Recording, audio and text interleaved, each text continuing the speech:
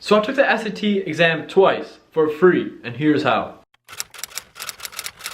What's going on, guys? So as I said in my intro, I did end up taking the SAT twice, and both times I took it for free and I got the Q&As back for free, because usually, guys, you have to pay like I think a $90 fee to take an SAT exam. You have to pay $15 to $18 extra just to get the Q&As back, so you're able to see what the questions were, what was your answer for each question, and what was the correct answer for each question. And I was able to get all of that for free. I'm going to tell you guys how to do it in this video. So a lot of students who take the SAT obviously come from, impoverished backgrounds, or they come from like less privileged backgrounds. So as a result, they don't have the money to pay for the SAT, or they don't have money to take the SAT multiple times. And this adds a lot of stress on kids, because if you know you can only take the SAT once, and if you do bad, then that's it. Like you have no redo, you have no second chance. That adds intense mental pressure that I really don't want any of you guys to undergo. Especially since I myself, when I took the SAT 2 years ago, I was also from a low income background. I still am from like a low income background. Nothing changed in that aspect.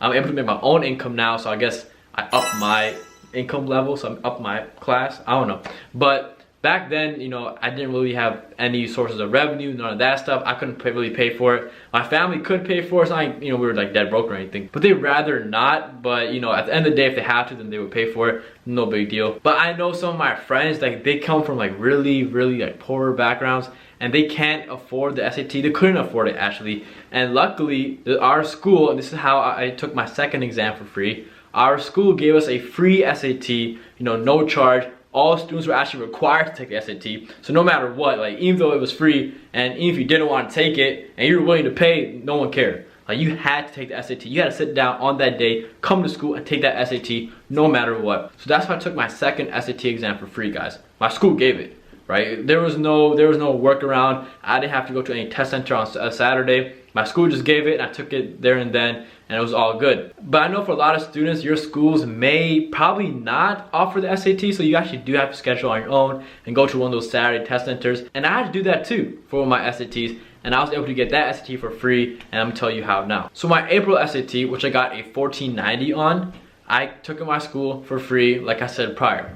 But I actually took a SAT before my school one in March, in a Saturday test center, and I was able to take that one for free too. So like a month before, I went to my counselor, right? And what a lot of students don't know, like so many students don't know this, if you have ever filed a FAFSA, or you get like free or reduced lunch, if you get any type of benefit any sort of way, or you can just prove to like your counselor or your school in general that your family isn't as rich, as some of your peers, some of your classmates, then your guidance counselor will give you a waiver.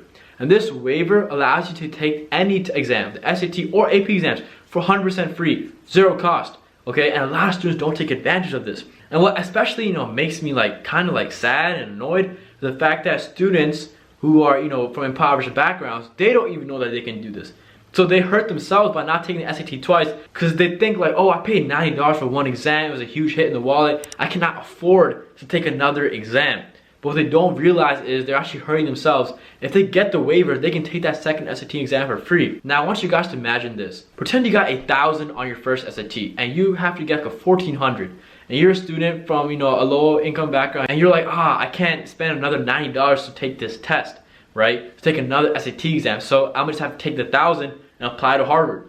Like, Harvard's not gonna take you if you got 1,000 on your SAT unless you've discovered a new species of mosquitoes or the cure for coronavirus. Like, it won't take you. So imagine if you got that waiver, if that student knew about the waiver and took the SAT again and got like a 1,500. That literally changes their path of life. Like, they could end up going to Harvard. Like, they have a much higher chance with a 1,500 score of getting into Harvard versus a 1,000 score. So I do not want anyone, all right? I do not want anyone not taking the SAT again because of money reasons, because of financial reasons. Now, if your guidance counselor does not offer a waiver, like your school in general does not offer a waiver, then one, your school sucks. All right, I'll be honest, your school kind of sucks. Two, there are a lot of websites and a lot of non-profit organizations that will actually give you some money, give you some funding for your exams if you actually provide some proof of income, like I think it's called a W-9 or W-9 form. I think that's I-9 form. That's the tax form that your parents must fill out. Yeah, so I'm not a business major or a finance major. I'm a CS major, so I really don't know. But you can use these websites to get, you know, some extra funds so you take the SAT exam in case your school for some bizarre reason does not offer some waivers for SAT. And guys, these waivers actually cover the QAS section as well. So that's how I was able to get the QAS section for free. The waiver actually covered the cost of the SAT and the QAS section. So basically, I was able to review my March SAT exam fully, you know, do full preparation for my April one, and I still somehow managed to get a drop in my score. I'm from 1530 to 1490, but I was able to increase my 790 that I got on the March one to 800 in my April one. So super score 1540 with 800 math. And that's why you guys are probably looking at me through your laptop or through your phone right now, because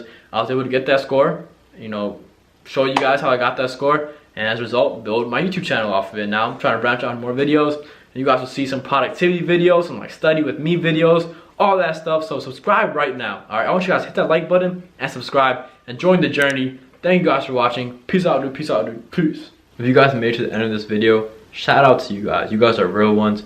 Hopefully you subscribe if you're not subscribed already. I want you guys to comment down, I will be successful.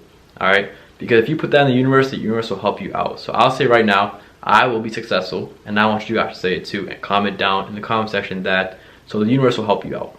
Thank you guys.